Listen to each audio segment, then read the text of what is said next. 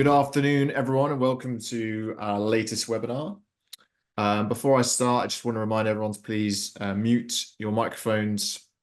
There will be a time for questions at the end where we'll ask you to unmute. You can use the chat at any time, and I encourage you, if you have a thought in your head about a question, please fire it into the chat straight away, because often when I get to the end of this and ask for questions, it is a desert of opinion, and that is either because the presenter has done such a fantastic job or people have forgotten about their thought because of the time lapse. So please write it in as you go.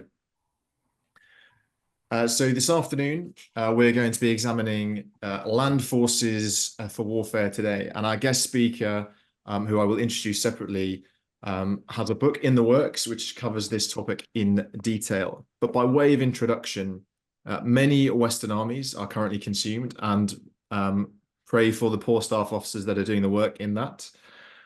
With discussions on the size, shape, and composition of the force they need for the current and future conflict. In an era of constrained budgets, geopolitical uncertainty, and the emergence of a plethora of new, innovative, and disruptive technologies, it is really a struggle for militaries to define what they want to have and do, and most importantly, convince somebody outside of the military to pay for it. So the speaker we have today is going to talk about why some of that might not be as much of a problem as we think, and how going back to some basic principles and fundamentals that are timeless could be a way ahead. So you end up with something that is useful tomorrow rather than a plan on a page which never really comes to fruition. The standard disclaimer for this webinar is that the views expressed by myself, the presenter, and any participants are their own and do not reflect the official view of the Ministry of Defence or the Israeli Defence Force or any other government organisation. So our guest speaker today is William F Owen, who I will be referring to as Wilf. First and foremost, he is a Fight Club member, which is fantastic, because we're now starting to see members come on webinars because we've got a sufficient grasp of quality talent in terms of academia, government, and military speakers, and having Cole back as a repeat guest, having been on as a speaker on the previous webinar, is also fantastic. So that sort of personal propaganda aside, William F Owen served for 12 years in the British Army. He's been in both the regular and reserve, so he's got a unique perspective on both sides of that rather tenuous aisle. In the infantry and intelligence units, so again, the sort of at the front and in the rear, the tactical and the strategic, and everything in between. I didn't mention operational Wilf because I know that you don't think it exists, hence the post on the top right. He's also advised and done security projects in West Africa and the Far East, areas that potentially most of us in the West haven't really considered as operating theatres, or not for a long time. He co-founded the Military Strategy magazine. He's got several fantastic articles on there. I've just taken a selection of them and posted them on the screen for you to see. And he's the editor, so he makes sure everyone gets to the freaking point when they send stuff in and lands the punches. And he's also worked as a consultant and contractor for the British Army and several defence agencies and companies worldwide. And Wilf would like me to stress that this webinar is not a attack on the British Army by any means. It is a view across the piece from the Americas to Israel and everything in between. So please do not think this is targeting any one particular army in question. And a number of articles that Wilf has written are up there. I would say he's a contrarian thinker in the parlance that he's often taking a different view to the mainstream and the zeitgeist, and that's great to have someone on. And he often lays out his arguments in a very methodical manner, which a lay person can understand, which is very refreshing given the word salad we often get from both inside and outside of the official organizations. So Wilf, without further ado, I'm going to hand over to you. Would you like to say any opening remarks? I mean, thanks for bigging me up massively beyond what I actually deserve or should be said. I mean, just to within one of your points, it was never going to be an attack on the British Army. The most important thing is it's not about fixing the British Army. I'm not here to project particular ideas that if you only just did this, everything would be fantastic. There's a number of books out there criticizing the British Army, but most of them are woefully short of solutions or how the problem could be looked at differently. So it's basic. The book is basically not what to think, but how force developers in Western armies, democratic Western armies, should really consider the nature of the problem. Okay, so Wilf's decided to not have slides for this because I think he feels that you're going to listen to him more in the narrative of his as his conversation. He had, as I say, he's written a book. This is the contents page of the book, so you can see what's in the book. He's not going to go line by line. Don't worry. We're going to leave this up as the talk progresses, and I'm just going to sort of guide us in with a couple of questions, and then largely it's going to be over to Wilf. But as I say, please ask questions based on what he does cover, what he doesn't cover, what you think you disagree with him on, what you agree and want more depth on as you go in the chat, and that will help me at the question time. So the first thing, which is the obvious question for the layperson, which I represent very well, is why the title of the book? So the book's had a number of titles, and we basically settled on, well, the publisher and I, with the publisher having the majority opinion, we basically settled on Euclid's Army. Euclid, as you all know, well, some of you may know, is the father of modern geometry, or at least classical geometry, as in geometry by two dimensions. So really, it speaks to the basic principles, basic building blocks, fundamental ideas that should underpin all that follows. Nothing avant-garde or postmodern in terms of thinking, and it's really sticks to sort of fundamental meat and potatoes kind of stuff. Okay, that's great. And why now? And why this book? Because your other concepts have steered away from force design, force development into more the application, force employment, I suppose, is the broadest, and maybe concepts around military thinking, doctrine, and training.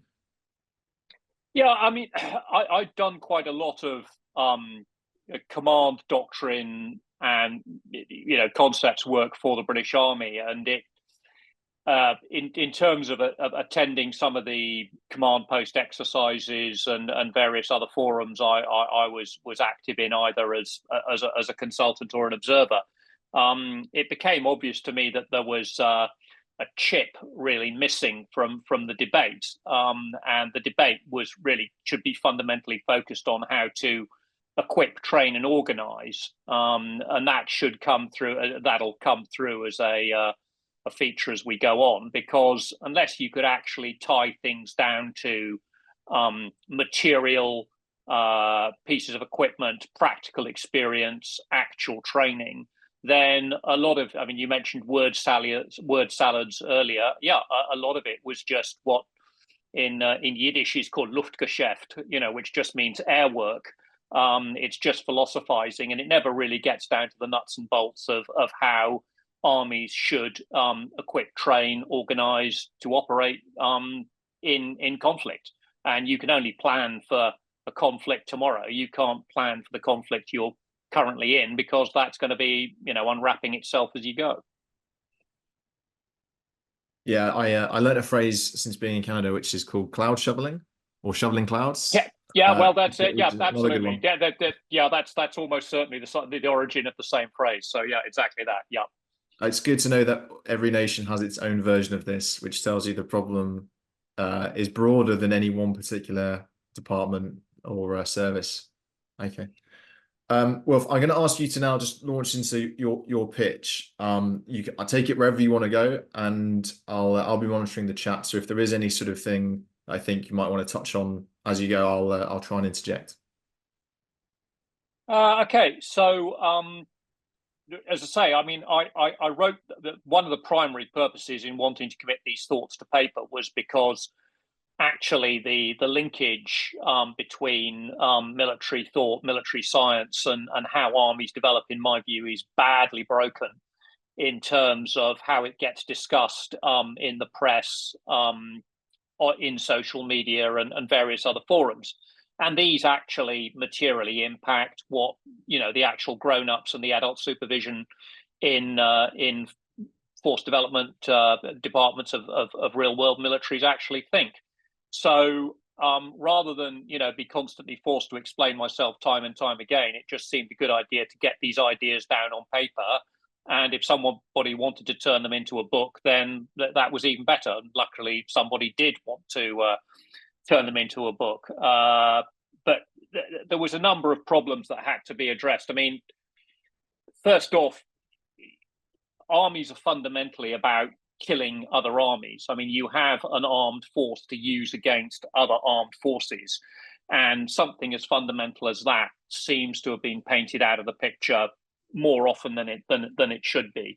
So the breaking of will at the tactical level, so as you can achieve military objectives, not political objectives, military objectives that the policy level can make use of, is extremely important. And I think a lot of the conversations around force development had floundered on the idea that there was some sort of Dungeons and Dragons wizard throw or clever spell or silver bullet that somehow connected military objectives with policy objectives.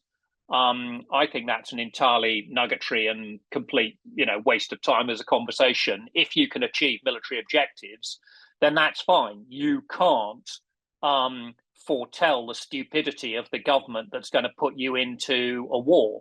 So forget about the government, concentrate on developing the force that is most likely to succeed across the widest possible variation of circumstances. And if the government puts you into an unwinnable war, then I'm sorry to say it, but that's unlucky. It's unforeseeable, and you can't predict politics. One of the things you definitely can predict and you can work on is how to fight. So don't worry about who, what, why, when, where you fight. Work out how you're going to fight.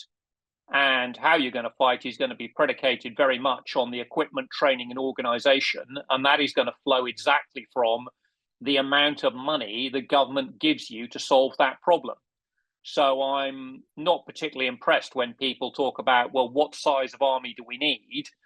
As Colin Gray once famously said, you spend as much money on defense as how frightened you are. And as an Israeli, I live in a nation that has always spent, somewhere between 5 and 8 and occasionally 30% of its GDP on defense.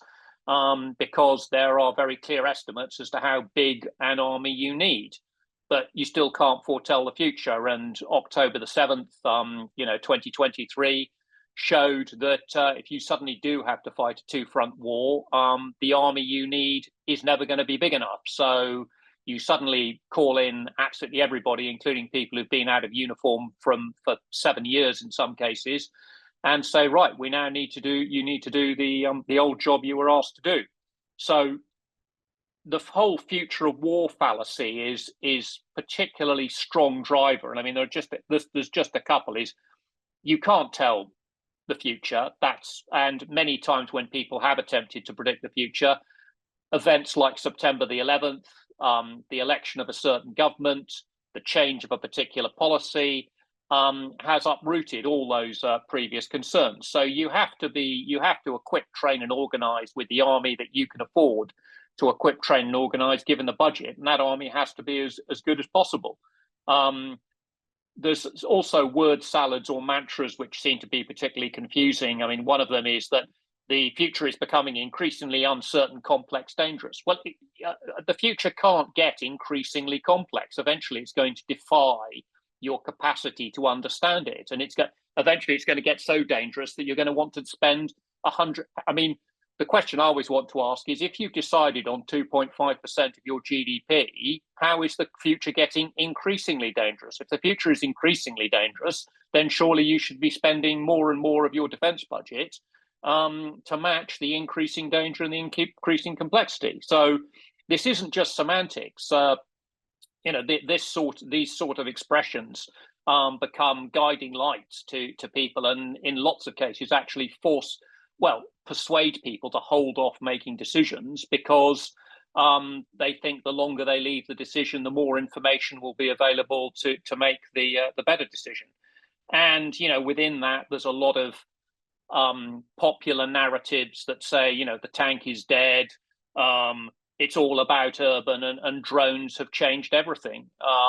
And this is completely without a view to the actual material facts. I mean, there never was a horse tank moment. There was a mechanization moment. So there wasn't a time when horses suddenly became obsolete and tanks had primacy. There was, a huge period of overlap, and no army particularly misjudged it from a historical point of view. Urban, as I explain in the book, is clearly not the driver it should be, and is founded basically on a lot of mythology and a lot of received wisdom. And drones have been around for a very long time. And if people are saying, well, they're getting smaller, more complicated, proliferating more, the IDF, every single infantry battalion got a drone detachment as early as 2008. The German army tested and had in service loitering munitions in 2004. The IDF has had loitering munitions in service since the late 1980s. So all of these things, just because there's a new model of drone, doesn't fundamentally mean that drones are doing something new, or that they've become a threat that they suddenly weren't before, because they're available in greater numbers. And people, the very simple view of that is the view we used to take of electronic warfare back in the Cold War. Well, if you can jam radios, then you can jam the control links to drones, as has been routinely done. If you want to use lots of drones, you have to have a security of the electromagnetic spectrum, which means that you've probably got few other problems. And that brings me neatly on to what I call in terms of the UK, and also in terms of perhaps the Germans and the other NATO armies that were in Germany in the Cold War. It's what I call the BAOR paradox, which is one BR Corps was a garrison armored force not designed to deploy over more than 200 kilometers. Having deployed, it was only designed to fight for 14 to 30 days before either nuclear war rendered it irrelevant or a ceasefire was put in place. And in my opinion, that fundamentally broke a lot of the thinking around NATO.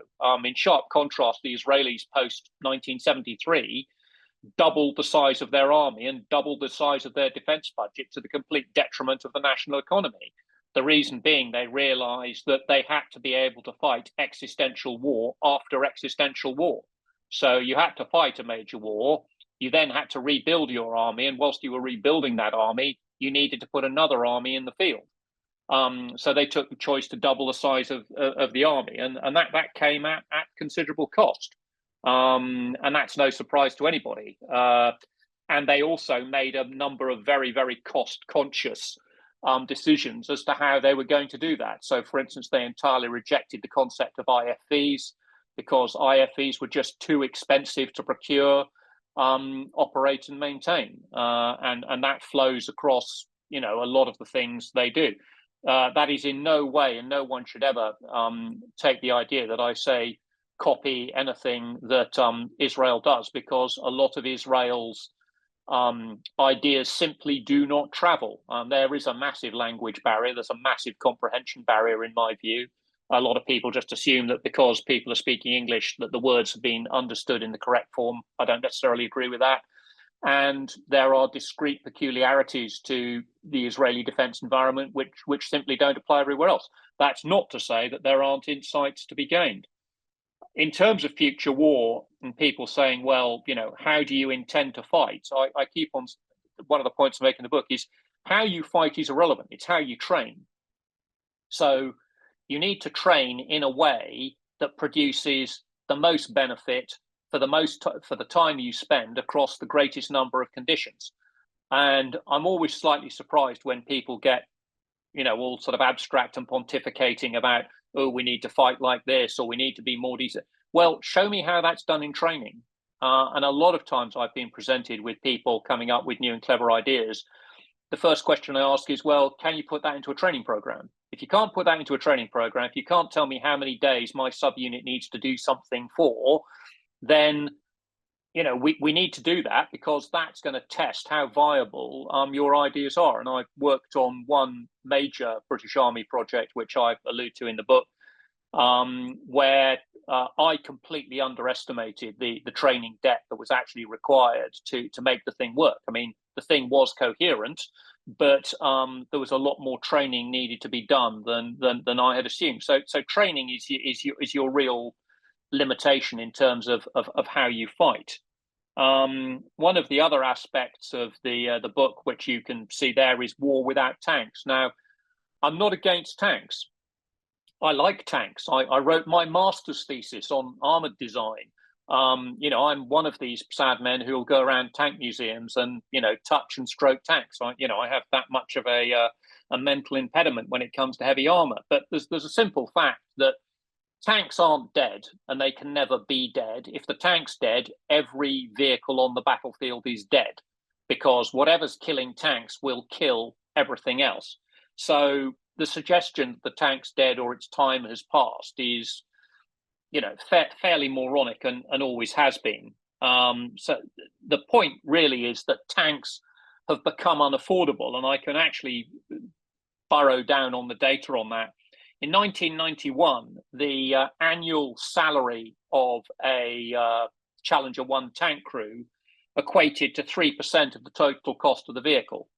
Today, it would be 0.6 or 0.8% of the cost of the vehicle. So tanks have become remarkably more expensive. A modern tank, if it had kept pace with inflation today, should be about 6 million.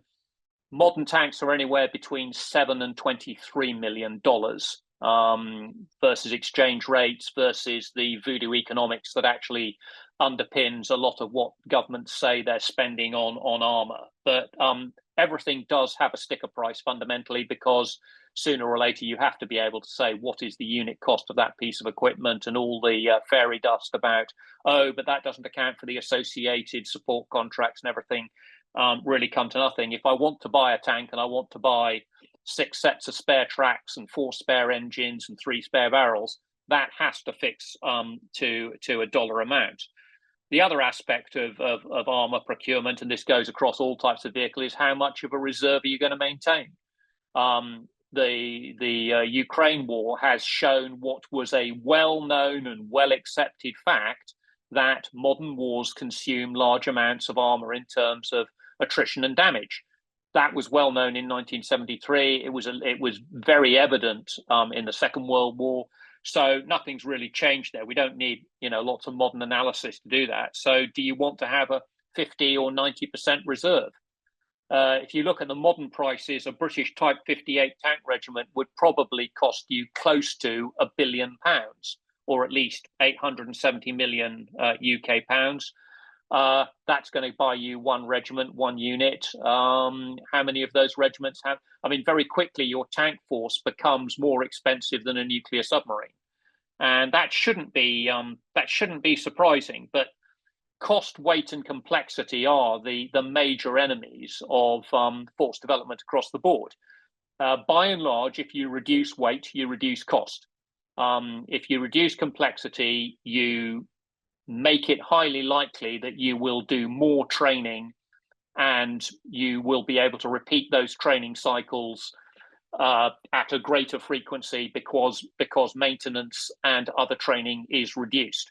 That doesn't mean to say that everybody should go to war with just a Roman sword in their hand.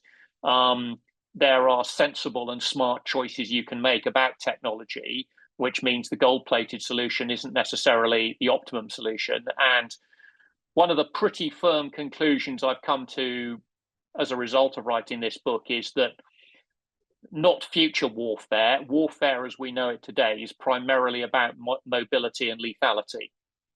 Protection tends to be overstressed. Protection accounts for the majority of your cost. Protection accounts for the majority of your weight. The second vehicles, if you have a divisional structure, the second vehicles get basically beyond 36 tons. The weight spirals across the entire divisional model.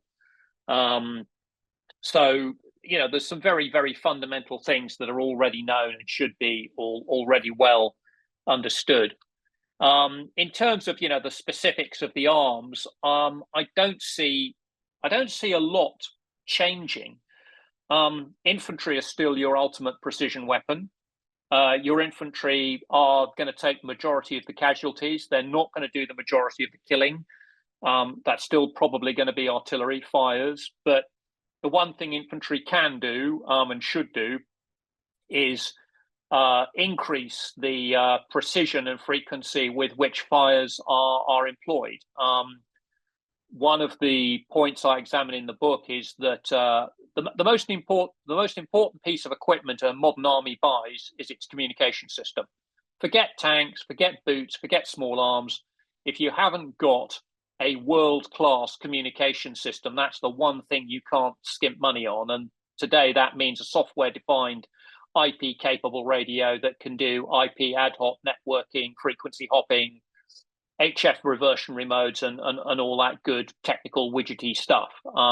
You absolutely need to be able to do that, and that needs to go down to the section level. Probably doesn't need to go down to the individual soldier, but it certainly needs to go down to the section commander, and you can leverage that to gain category 1 targeting grids. And so every section should be able to call in a precision 120 millimeter mortar round onto a target in a, pick the diameter of the box you want that round to land in. But in terms of destroying a bunker, you should be able to destroy a bunker with a precision round, whether that's using GPS or laser designation. If it's using laser designation, that's half a meter by half a meter in terms of accuracy, depending on the laser scatter at the range and all that good technical stuff.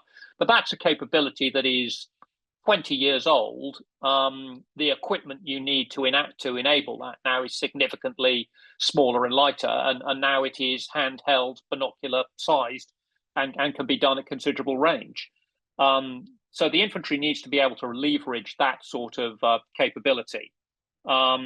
Again, in terms of future threats, providing you have an infantry battalion that has a capable anti-tank weapon and capable indirect fire weapons, such as mortars or other forms of HE projectors, short-range rockets, it doesn't really matter. And one of the things I say in the book is I'm not going to get into a great discussion about how many light machine guns you need in the platoon or how big does an 8-man section need to be. This is really, I love debating platoon structures, but it's ultimately useless because platoon structures are very rarely a product of carefully reasoned schemes of maneuver, and the platoon you go to war with will probably be, if you organize for a 32-man platoon with 3 course trained section commanders and X number of 84 millimeter rocket launchers, on the day you're probably going to have 2 fully trained section commanders, 22 men, of whom 3 are straight out of training. So you're going to be presented with your first 11 is going to have third 11 makeup. So that's the fact of it. Tables of equipment and organization exist for funding and organizing the structures and the training. They aren't what you will probably actually fight on the day. Anybody there notice I put cavalry and not armor? I only make that distinction because if we say armor, people will automatically default to tanks with tracks, turrets, and guns. And I'm not necessarily convinced that's the future of armor. That's why I've said cavalry, because cavalry will fight mounted. Cavalry were primarily, at least for most of the early 20th century, were not a striking force, even though they proved to be remarkably capable as a striking force, certainly in the Palestine and Mesopotamia campaigns and the Russo-Polish War, but primarily were reconnaissance forces. And today, enabled by the correct communication systems, should be able to do that, with considerable effect. Fires is probably the most important thing to think about in terms of where you're going to spend your money. And I'll give you a very good, I think it's a very good example of that. If you have a 155 gun and you subscribe to the rates of fire that were defined in the Cold War, which was 350 rounds a day for the British Army, you can play tunes on that, but basically you're firing, the cost of a modern artillery shell has to include the fuse and the bag charges and the attendant wear on the system. When you actually do all the maths, and I have done that as best I can in the book, every day you're firing about $1 million worth of ammunition, which means in 30 days you've fired $30 million worth of ammunition. The cost of your gun and the choices you've made your gun are relatively minor compared to the overall cost of ammunition stocks you need to retain to be a first world fighting power. Now, the suggestion I would say is, well, do you want to? Can you afford to? If you have a 155 gun artillery force, can you afford to resource every platform with 350 times 30 as the ammunition you'll have immediately available, either in theatre or within 2 weeks of transporting it? And these are really, again, these are the hard and fast numbers that need to be thought about in terms of a force development debate, but very, very few people do. The point is also, is if you look at the weight of fires used in weight of fires tables, which I absolutely accept are classified, but you can do some steam engineering to work them back, is that the second you fired over £200,000 worth of shells or $200,000 worth of shells, if you've got an equivalent precision weapon that could have addressed that target, then where the balance of investment lies is probably something you should look at. And people say, oh yes, but it's mass versus precision, and sometimes you need a sniper rifle and sometimes you need a machine gun. And my point is, mass versus precision might be a false debate. If you're trying to hit a moving armored vehicle, why are you trying to do it with artillery? Surely there's better ways to do it. If you've got a bunch of infantry dug in a wood somewhere and you can't spot them exactly, well then, massed artillery fires might address some of that problem. But what 155 shells are capable of is changing, and base ejected pre-fragmented payloads are probably 40% more effective in terms of ground fragmentation than current splinter patterns on some 155s. If that's the case, that should mean you should be able to use less 155 than the current weight of fires table suggests.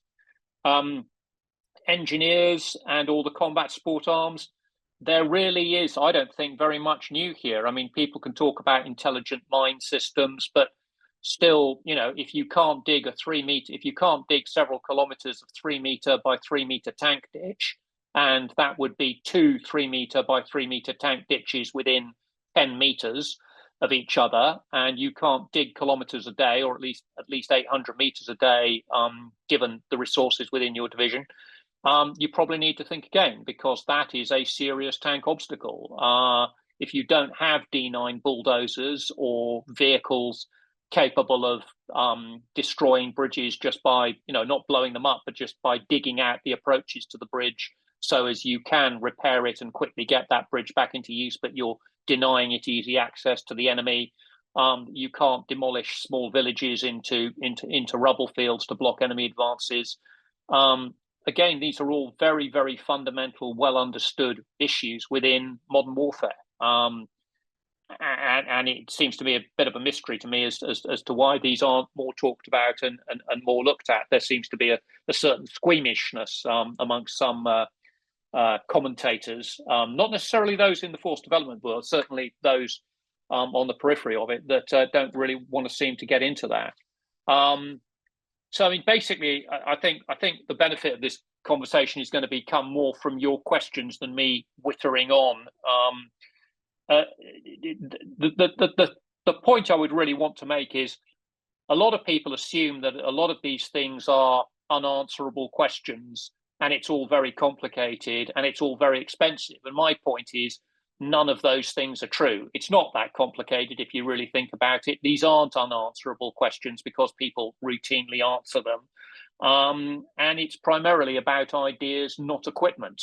If you can't talk about how to equip, train, and all, so in other words, if you haven't got the expertise to talk about equipment, training, and organization, people should probably sit and listen more to the debate about equipment, training, and organization, and not the sort of geopolitical debates just about, how big should our army be? What are our defense commitments? What is the future of war or warfare? Sooner or later, you actually have to get down to the nuts and bolts. And this is why I'm a huge fan of Clausewitz, so I can't claim to be against the sort of the intellect. I mean, Clausewitz was far more anti-intellectual than a lot of people give him credit for. He was a very, very practical soldier. He either took part in or was present at 36 armed engagements. He was captured by French cavalry.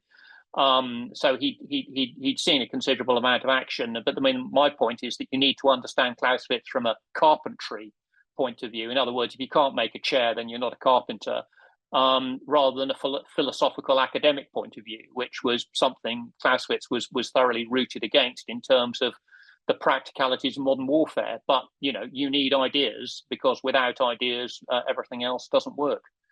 So, in the words of the gunners, that's me. Rounds complete, guns to rest. Very happy to take any questions you might have. Okay, well, despite my plea, the chat remains as bare as the defense budget. So I'm going to start off. Chapters 11, 12, 13, deploy, march, sustain, the defense and offense. So because chapters 5 to 10, there's a lot of cap badge, regimental opinion, trade opinion, and loyalty that goes into that. So I'm going to park that, because I think everyone comes at that with a different opinion, but ergo is kind of self-defeated by everyone else's machinations. But deploy, march, sustain, where we all work together, defense and offense. Can you talk about some of the, you talked about trained, organized, and equipped, got it. But sometimes some armies are looking very much more at the defense, and others are looking more at the offense, and whether you're expeditionary, long range, air mobile, time of relevance kind of stuff. So I suppose what I'm trying to put this down to as a discrete example is some armies know they need to, get east of the Vistula and north of the Korean River, for example. They've got to fight in a climate which might be cold and mountainous. They might need to fight in an area which has got significant numbers of rivers or urban areas and so on and so forth.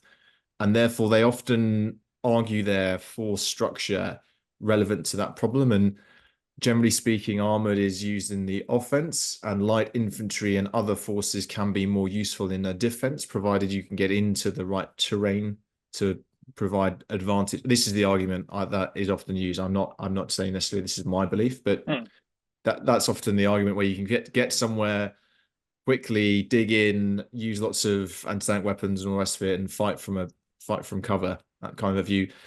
Did any of that come out in your investigations, or the sort of the tabletop force design exercises that you did yourself? As in, did you almost have like variations on a theme, or could you find a middle of that Venn diagram where it all kind of fits in nice in the middle? Because this is the 3-div 1-div problem. Again, I'm not attacking the UK, but just to use that as an example. No, you're absolutely correct. I mean, my point is there is basically, you can find the middle of that Venn diagram, which would be a optimum solution for the theory. It would be suboptimal applied to various nations' particular peculiarities of what their defense policy says they want. But I mean, half the problem is that a lot of nations don't actually know what they want. They don't have a starting point for that debate. The issues to do with light, heavy, medium forces are far more to do with how that force fights than really the nuances of the equipment. I mean, the Israelis have a remarkable lack of river crossing equipment. Shocker. Why is that? Because on a good day, you can, the only major water obstacle in the entire region, you can take shoes and socks off and basically walk across it. That's not quite true. In winter, it does get quite tricky. But no, they don't have a lot of river crossing equipment. Having said that, historically, they planned to cross the Suez Canal. So my basic feeling is that, well, if you have an army, you should have at least a component of that enables you to cross the Suez Canal, or some. I mean, I did a CPX with an American formation, which forced me to look at Japan, and I made a huge stonking fool of myself, because the guy briefing the terrain said, we've got 200-meter wide rivers here. And I was sort of more or less inclined to say, oh, mate, you must be kidding. I can't think of, and having been to Japan on holiday several times, I can't think of, and lo and behold, look at the map. There are lots of 200-meter wide nasty rivers that you have to get across. So yeah, that was a hard reality check that, the world can throw rivers and lakes at you. So you have to have some form of river crossing capability. if you then extrapolate that across the board to all the other equipment sets and all the other training, then I actually think you can get to the middle of that Venn diagram. I mean, the defense, in defense, you have to have the ability to counterattack. The ability to counterattack is focused off offensive means and offensive measures. So take your force structure, apply it to as many varying conditions and terrains as possible. And in the book, I cover Sierra Leone, the Sahara Desert, the Lake Baikal region, and northern Japan as being environments that thoroughly test how applicable the force structure is. And in the defense and the offense, I pretty much talk about using the same equipment set to conduct training. I mean, I don't say this is how you conduct the offense and this is how you conduct the defense. What I say is this is the training you will have to do if you want to be competent in the defense and the offense. And people, again, it's what to think about. It's not what to think.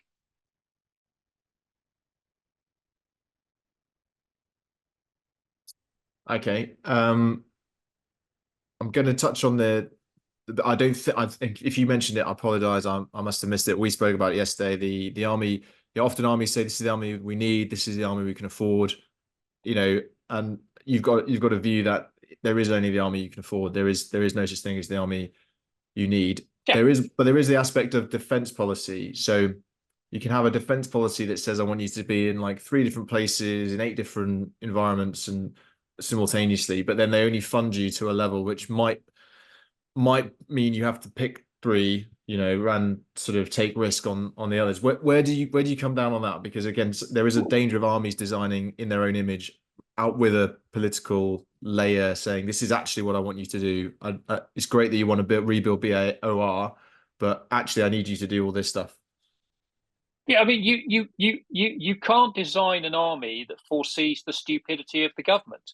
I mean, I focused the whole book on armies that exist in democracies because that's really the only model I know and understand. So you might suddenly have you could go from a Margaret Thatcher type government to a Jeremy Corbyn type government. You can go from a Kamala Harris type government to a Donald Trump type government, depending on how polarized your politics are becoming. And you can't, an army would be halfway through sorting itself out in terms of defense commitments and policy when the government suddenly changes and the whole policy changes. So, I mean, ultimately, you have to have an assembly of units that can be placed into brigades, divisions, and corps that best serve the military aims that you're likely to be asked to achieve. And the government is probably not particularly well informed as to what military objectives are the most likely. And in fact, one of the constant complaints I've had about that, certainly Israel, it's a completely different debate. So it's not even worth going into because, we live the reality every day. But it certainly in terms of my work with the UK and sometimes with allies is, stop thinking about the war you think you're going to fight and start planning for a war for which you have no clue. And, you have to come up with the best possible answer. And people who say to me, oh, well, that's not how government works and it's too abstract and it's too ethereal. I keep on saying, well, try it. Give them a force structure, say this is what it costs.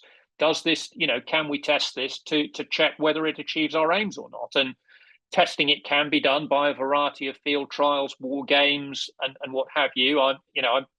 I'm skeptical as to the efficacy of wargaming at the institutional level. I'm a huge believer of it in terms of how it can affect personal development and unit development and CPXs and things like that. And that's really where the heavy lifting should be done amongst the practitioners and as far away from the agencies and think tanks as possible. Okay, I see Cole's got his hand up, and then Adil, I'll get you to read your question after that.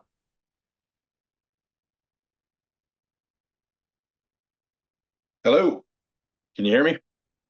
We can. I can. Hey, Wilf. A couple things that you said resonate very deeply with my own views. So one, it's not necessarily about the equipment, it's about the ideas, which is I think important. And then two, it's great to have a force structure, but if you can't train it well, then it's all for naught. So I'd be, and in my own experience, I've seen exercises, very tactical exercises. We're talking battalion below that have been well designed and some that have been poorly designed, and the difference is stark when people come back from those, regardless of the equipment is involved. You can have a poorly designed exercise with all the fancy whiz bang equipment, and soldiers will come back and say that was terrible. I just sat around or whatever. And you can have a very meager equipment holding, but as long as the exercise is well designed and the soldiers are well employed, they get a lot out of it, and it generates interest and all that. And so I'd just be interested in hearing about your observations over the years, which you see as best practices for training approaches, perhaps at a smaller level, and then also at a larger formation level, to make a land force for tomorrow better. Over. Yeah. Yeah. I certainly remember as a horrible little snot goblin rifleman, down in the platoons, standing on windswept hillsides in Wales, asking myself, what are we all doing? What are we doing here? This is shit. I'm cold. I want to go home. And this is no fun at all. And, that the exercise comes to an end, and all you want to do is sleep, and you don't really think you've achieved anything. So I can absolutely identify with the poorly organized and poorly structured training. I mean, it's a facet of military life. I think I strongly believe that different parts of military organizations actually need to do fundamentally different training. So, down at the subunit level in infantry platoons, it should be about lots of low-level skills, lots of reconnaissance patrolling, lots of OP work, lots of it's not fun, it's horrible, but lots of long tiring marches at night in the rain. The boys will not enjoy it when they're actually doing it, but in the morning when they look at what they've covered in a map and they realize they developed strong backs and hard feet and all the rest of it, then that's all good. That's a battalion command post needs to be doing lots of breaking down, setting up, moving at short notice, generating orders in under an hour. And that's all fairly obvious. The mortar platoon need to be dispersing, hiding, concentrating, making sure that the rounds are arriving at the base plate at the right time, that they'll be able to, live fire onto the targets. And if you can bring that all together in one, seamless dance piece where everybody is getting the maximum value out of it, then that's fantastic.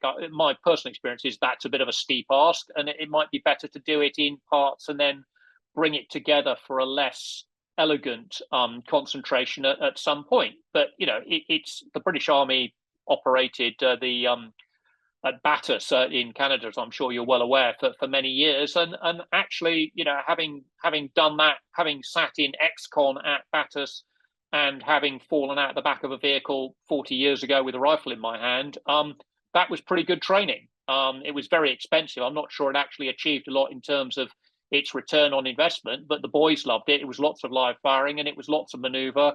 And, competency got judged. If you can still do that with a higher percentage of simulation, I'm not entirely sure. But I mean, I think the main thing about training is for the tactical level is being asked to do things in the cold and the wet, and inoculating yourself against the environment is always good. And you need to balance that against the just pure fun exercises that are equally physically demanding, where the blokes aren't, concentrating so much on getting cold and wet. But you need to get people used to living in the cold and wet, or the extreme heat and lack of water. I don't think anything I'm saying surprising you. I think where the gap in the whole market is being able to exercise at the divisional level on public ground, and I think using sort of placeholder type formations. In other words, you're only going to use one civilian soft skin vehicle to represent a subunit, and then using that to flesh out what sort of training your subunits and units need to be doing, is probably something that needs to be thought more about, and allowing a certain amount of free play that can be enabled using enhanced reality or virtual simulation or something like that. I don't really want to get into the nuts and bolts of that, because there's always going to be some contractor who's going to stick his hand up and say, oh yes, I can do that for you, just give me another 30 million, and it's solved. I mean, I'm pretty sure you could do it with almost no technology whatsoever. It's the exercising of larger formations where I think the real challenges lie, given that very few nations are prepared to have the sort of exercises that were very common in the. I mean, I dug in numerous gardens in Germany, much to the usual, well, not gardens, but on the edge of gardens or people's fields, much to the anger of often the local German civilians. So we need to somehow recover what it was that training produced. And I think that's been too easily dismissed as that it was, that ultimately it didn't deliver its training objectives. But yeah, I mean, training is everything. Get it right and good things happen. Yeah, Adil, do you want to ask your question? Yes, good day. Thanks for your time. My question is, if the Javelin being deployed in Ukraine posits that there's a need for different offset strategies. I asked this from a civilian perspective. And I'm thinking like software is one area, but also communications now and in the future. I don't know if this question makes sense, but if we're just keep going. Yeah, if you're just going to focus on the Javelin, then it seems like it's a relatively, I wouldn't say cheap, but I actually didn't know how much a tank cost till I attended this talk today. So it does seem like a good means to deter the aggressor. And I'm just thinking if it's like a sign that there could be the means to I know somebody who's involved with Fight Club. I will not share their name, and they have shared in the past that decisions have to be made on the battleground, but like there's this kind of like, I won't get into the details of how decisions are made from the headquarters, but I was thinking like that plus decision plus comms and how the acquisition system also works. Sorry, it's a complicated set of thoughts, but I was just thinking of closing the loop to deter the aggressor. But I have these like when you were talking about the targeted means to like precision, my worry was when it leaks out of the battlefield. So there's like all these moving pieces. Thank you. Yeah, I mean the mechanics of precision engagement. I mean, Javelin is a very good system. There are lots of other systems out there. I mentioned some of them in the book. The problem with Javelin is it's a direct line of sight system. In other words, you have to lock off the seeker head before launching it. The French MMP and the Israeli Spike, and there's now the Iranians now have a similar system, as do the Chinese, which is an NLOS system where you can lock off the seeker after launch, either using a fiber optic or radio frequency link. Now, with you saying about communications, and yeah, I mean so you don't need any communications to employ Javelin. So you need a lot of Javelins to cover a certain frontage of battle space. You can use a lesser number of NLOS systems, but you need very good and coherent communications to make that work.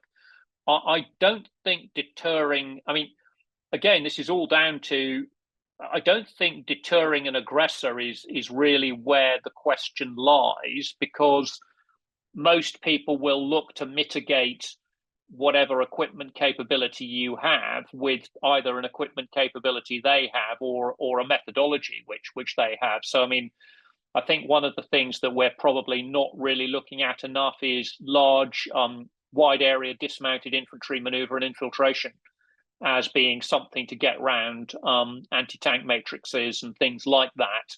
But that doesn't in any way, excuse the need for anti-tank systems. And one thing your question really does, in my view, highlight, if I understood it correctly, is that, the most important decision you can make in terms of equipment is your communications equipment.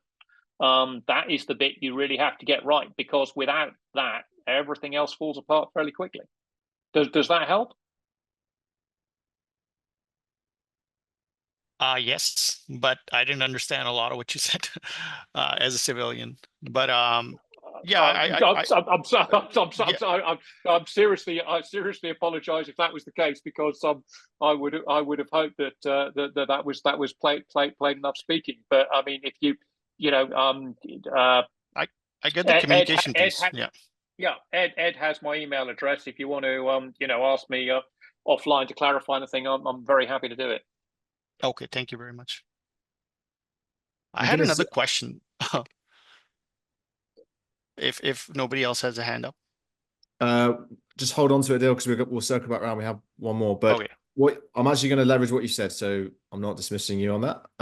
So one of the things actually Arnell was looking at was the idea of the cost gain ratio. So effectively, the idea of sending a multi tens of £1,000s missile at a very cheap Houthi drone kind of thing, being like, this is not a sustainable strategy. You don't often hear that in the front end in the procurement side, because often the idea is like that the more money you spend on your thing, ergo the better it is. Very simple linear graph on that.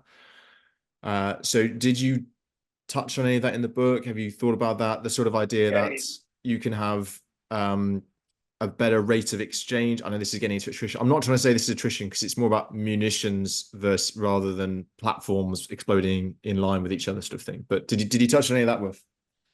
Yeah, I mean, it's not, not specifically, but hopefully I laid out the groundwork for people to have a more intelligent debate about that. I mean, everybody in Israel says, oh, it's like we're spending we're spending X, we're spending X hundreds of thousands of dollars to shoot down a $1,000 missile or $1,000 UAS. And I mean, in my view, that's entirely the wrong way to look at it. My point is, it's worth it if what it's defending is worth defending. We tend to look at it as a sort of lost exchange ratio between cost of interceptor versus cost of the thing coming in. I mean, it's in riot training, you're using a $300 plexiglass shield to protect yourself against a 50p brick. But the fact is, it's your face that it's defending, so that the $300 shield's probably worth it. And it's the same, I think, across the board. If a super tanker can be destroyed by a free flight rocket firing over 10 kilometers, then whatever I need to defend that super tanker, can cost several, potentially millions of dollars in terms of protection. I think you're on a slippery slope the second you start saying that. I mean, it's nothing new. Going back to the Second World War, where a supposedly very expensive tank could be taken out by a very cheap bazooka. That didn't render the utility of tanks in any way suspect, versus what was being used to kill something expensive was relatively cheap. I think it's absolutely fair to say that there's a sensible debate that has to come as to the cost of munitions, and I would say the cost of precision in terms of fires is something that has to be looked at. And no army can afford hundreds of thousands of very expensive $1 million missiles that can travel a very long range and despite GPS jamming can destroy any structure within enemy range. You can't do that, but it becomes a slightly toxic debate if people are saying, because the answer is either you find a cheaper way to do it, which is great, then the problem's solved, or you don't do it and you accept the consequences. So, you know, you either find a cheap way to shoot down the incoming mortar round to the base, or you just don't have any protection. And I mean, especially given the experience of Afghanistan and Iraq with the indirect fire threat to FOBs, I don't think anybody ever said that, oh, you know, this system's costing too much to defend the FOB. Well, all right, mate, let's get rid of it and see what happens. You know, see where the return on investment comes. And I mean, sooner or later, you do get down to the front page of the Sun where, you know, Mrs. Smith, mother of Rifleman Smith, killed 3 days ago in wherever, is saying, why didn't somebody spend more money protecting my son? As I say, I think it's a debate that's wrongly framed, but that's not to say there isn't an intelligent debate to be had around mass versus precision in terms of the cost of munitions. Yeah, it's a it starts to lead you into the corridor of where the number crunchers live, which is often a place where dreams of force design go to die. So I think you're right to reframe it. I'm going to ask Ben to ask his question that he put in the chat, please. I hope you can answer me that. You can hear me fine? Fine. I heard that there's an increasing need to use off-the-shelf components for military equipment. And for me as a civilian, it's quite hard to understand why this adaptation is hard to implement in practice. Well, I have dealt with this in earlier parts of my life. I don't necessarily deal with it in the book, but I mean, I can certainly take a run at it. A lot of this comes down to component, the actual cost and validity of the particular component. So a fly-by-wire system has to be validated to a certain level and has to use certain materials, which also have the attendant you know, validation criteria. I think a lot of, I mean, PC off-the-shelf commercial PC boards have been used in avionics for quite a long time now, and I think a lot of the commercial off-the-shelf bit has hung on too long as a novelty. I mean, there's no civilian equivalent of a military communication system, and people say, oh, you can use your cell phone, really don't understand a lot about military communication systems. There are a great many companies who have feet in both camps. There's forgotten the name of Nokia, for instance, so, you know, was a well-known provider of civilian cell phones. It's also a major military contractor in terms of communication systems, or at least was at one time, as I understand it.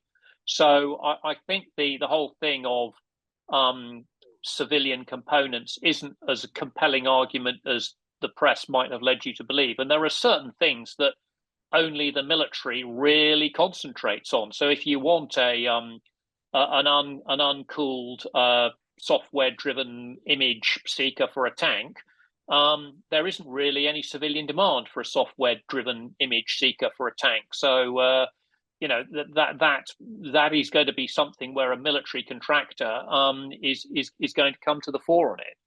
That's not to say that considerable price gouging doesn't exist within the defense industry. I mean, it does, but I don't really get into the book. And I mean, again, that's more a government legislation policy kind of problem, really, than a force design problem. Does that help? That helps. Thank you very much.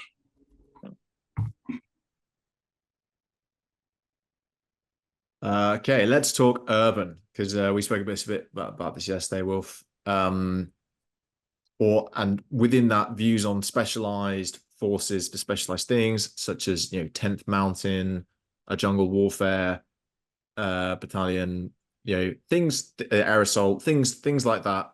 and obviously optimizing for urban, which is a huge zeitgeist industry of publishing stuff on.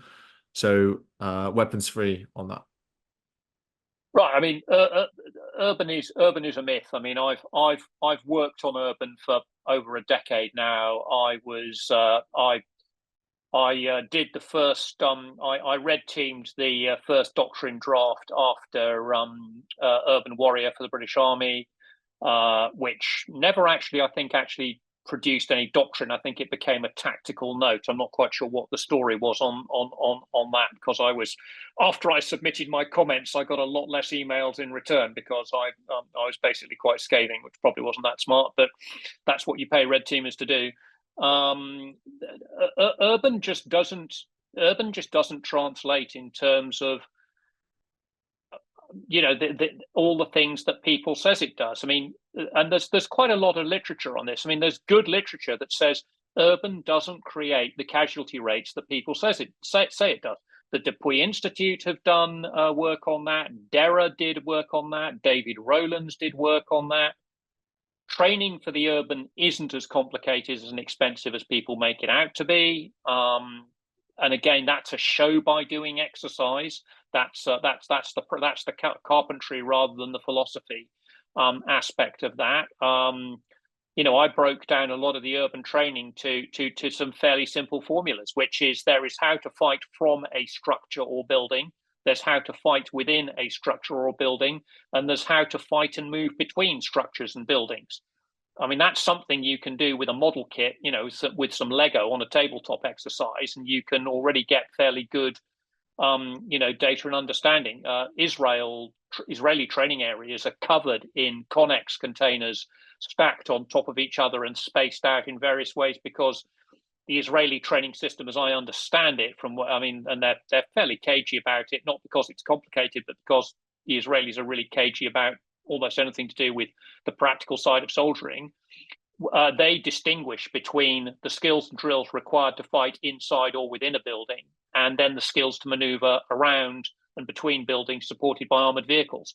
So the Connex containers absolutely perfectly enable squads and platoons and companies to practice the scheme of maneuver between and through buildings. And, you know, the track record from Gaza, whatever the opinions might be as to casualty figures, you know, Israel has somewhere between 8 and 11 brigades in contact at any one day in the early part of the campaign, and the casualty rate was running at, in terms of dead, was running at less than one a day. And it's brutal to say, but only the dead drive policy.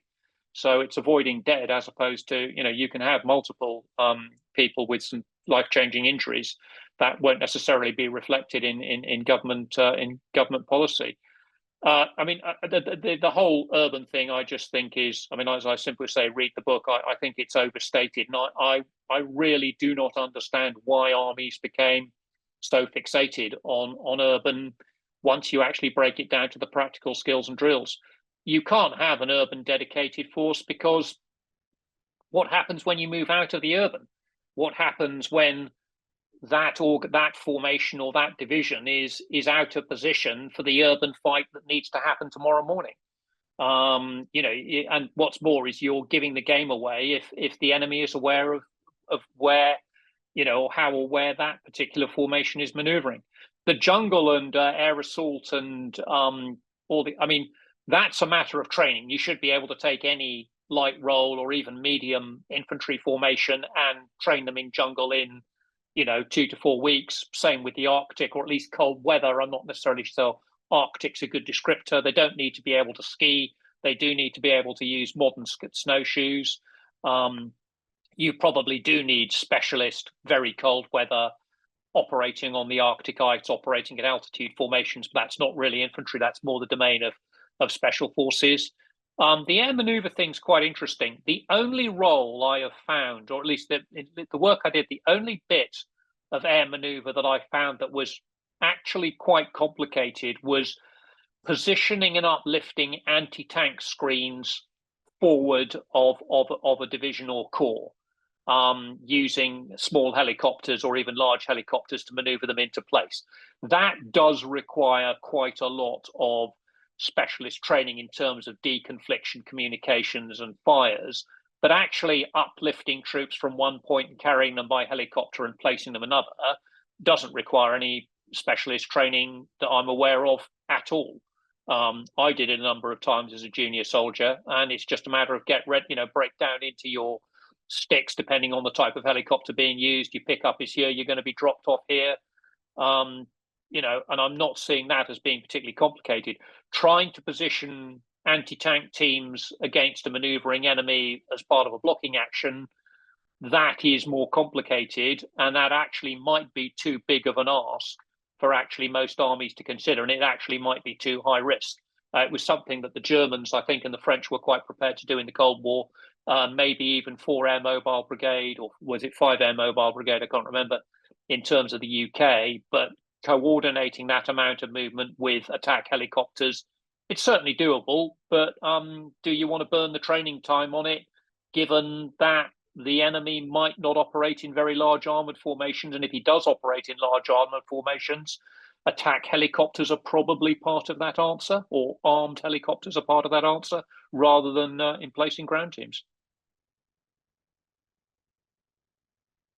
Okay, and again, pre-warning, we spoke about it yesterday. So you haven't got a chapter on it, and you haven't made that delineation, which I think is a healthy alternative. Often I see a lot of things about regular versus reserve. So I want to touch on that. There's often the observation is that there's a ratio often of 3 regulars to 1 reserve. So British Army, Canadian Army have that kind of positional structure. Israel, I think, is probably the reverse, probably 3 reservists to 1 regular. But there's obviously geopolitical and cultural historical reasons for that. But they're often whilst doing force design, force development stuff, there is a conversation that then happens, which can be quite divisive, about what capability goes into the reserve, how many reserves do we need, how do we force generate them, and all that sort of stuff. So just give us a few minutes on how you think that might be an unhelpful delineation, or how you would approach it to avoid going into a rabbit hole and ultimately creating a schism where the part-timers and the full-timers end up fighting over the coffee table rather than solving anything. Yeah, I mean, it's a cultural, it's a cultural problem. It's about shared beliefs and ideas, and those will differ vastly between the various armies. Ultimately, it's a government decision. That government decision should be informed by, sensible military advice. But it's a cultural problem. I don't see. I mean, one of the force development models I used, which got misadvertised at a later date by some, well, it didn't get misadvertised. It got identified as what was called the science of seats, where I basically used the manning of every single vehicle in a formation to define the job description, the length of service, the core structure, everything about, how well trained do you need to be sit in that seat and do that job? And that was everything from the, QM's 1-ton driver to, the potentially the brigade commander. The question you can always ask at the end of the day is, can that be a reservist? Would I have the option to put a reservist in that seat given I've required these qualifications? I think when I was a reservist in the British Army, it was very noticeable that the reservists had lower. The training courses were always shorter. They were always truncated. And then come Afghanistan and a thing that suddenly someone decided, well, you can't have a reservist platoon commander. He has to now go and attend the regular platoon commander's course, because otherwise he won't be trained the same things. The problem with, and that was, as far as I'm concerned, entirely correct. You want to have people with that level of training. But the particularly interesting one was always sort of things like the mortar and the sustained fire course. Well, how come we're knocking out a mortar course in a week and the regular army is taking 3 to 4 weeks, and yet we can all still hit the same target on the same day? There are serious questions to be asked. And again, if you want to, none of this is to do is really an argument about regular versus reserve. It's an argument to do with the amount of training, the cost, and the time. Now, if you've made it an argument about cost, training, and time, then it's not really an argument about reserves, because everything about reserves then comes down to money saved on housing, money saved on healthcare, duty of care, health and safety, and all these other good things. But you definitely don't want an approach that says reservists are less well trained and therefore less useful than their regular counterparts. I mean, a reservist should be, in the true meaning of a reserve, which is someone you can call on when you need them. And again, it's not really it's like the gender debate. It's not really a military problem. It's a cultural problem, and I try to keep the book away from cultural problems because every nation is going to have a different approach. I mean, the one thing I would say that in terms of the UK debate that reared its head relatively recently was that if you want to have a reserve system like Israel doesn't necessarily draw a distinction between regulars and reservists, because when you join the regular army, you are already a known quantity. The Israeli government have already begun to look at your education, who your parents are, what your background is, and absolutely everything. So the first day you walk in to do your recruit test, they already know an awful lot about you. Which in Israel nobody cares about. I think in a lot of Western democracies, people would have absolutely apoplexy at the idea that the government, had already selected what branch of service you might be useful for, or you might be funded to go into higher education because you have a mind that works in a particular way and things like that. I mean, that's not to say that Israel should provide the model for training, for military training. I mean, Sweden, Norway, Denmark, all countries with, very strong civil rights reputations, would probably have a different look at it. But again, it's culture, and culture is not necessarily something I want to wrestle with because you can't possibly ever win that fight.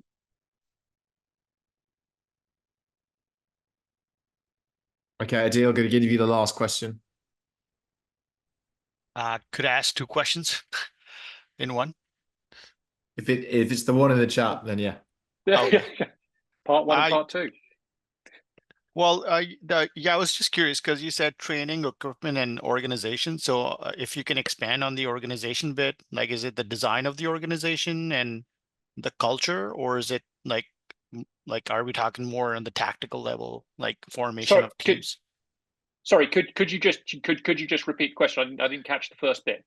Yeah. So between equipment, training, and organization, on the organization side, is it the culture building activities, and the general structure of the organization, or is it more on the tactical end, as in the formation of the team, who's going to be on the teams, and so on and so forth? That is an excellent question, and the answer is it's both. So, for instance, a conversation which at least one person here was privy to earlier on, it's like, so if you have a tank unit, comprised of a large collection of tanks, the amount of repair vehicles and tanker vehicles you need to support each subdivision of that unit is absolutely critical.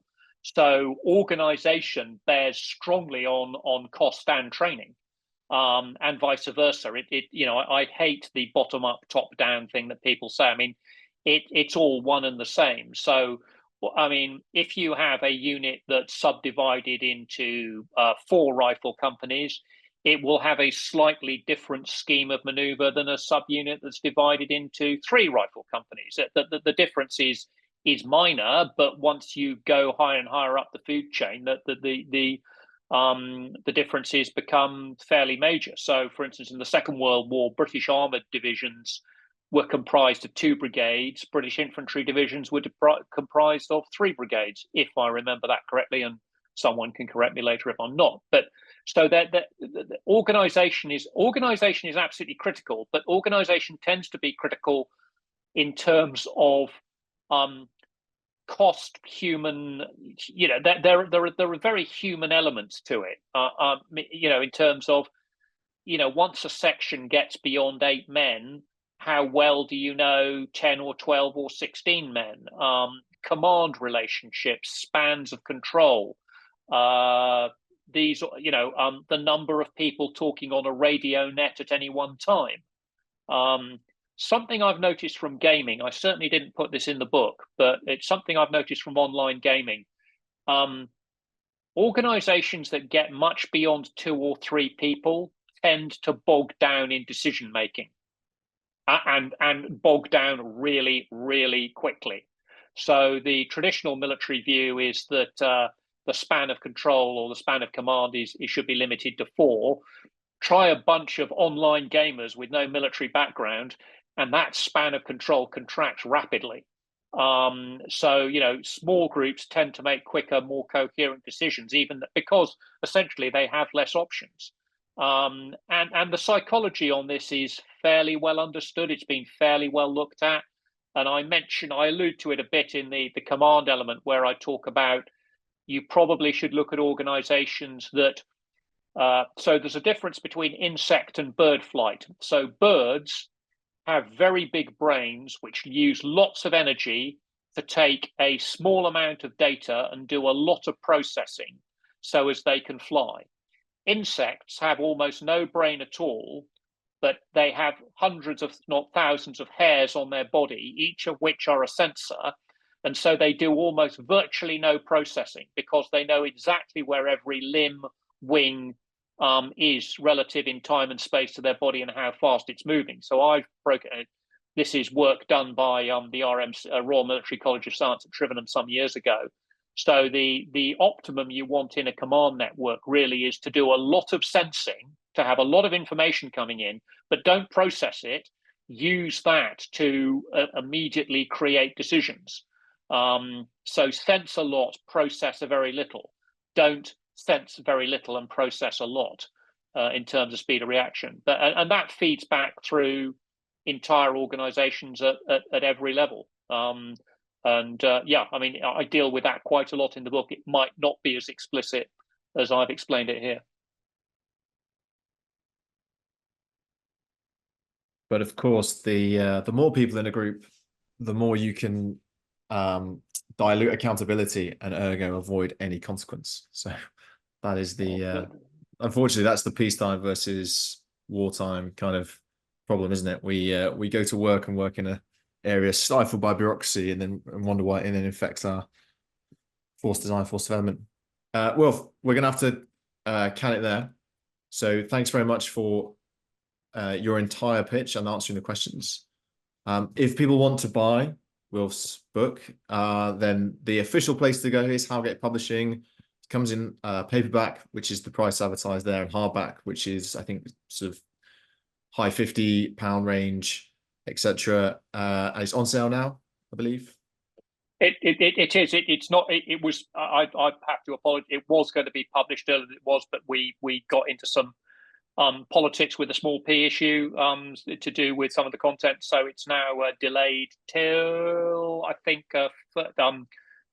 I think very, very early next year, as in maybe the 1st of January. I think the date, whatever that currently sits at, is on the page. Okay, and, order it as a Christmas present to yourself, and when you're feeling sad on January the 3rd, you can open this up and give it a read. It'll be part of your 2025 mantra.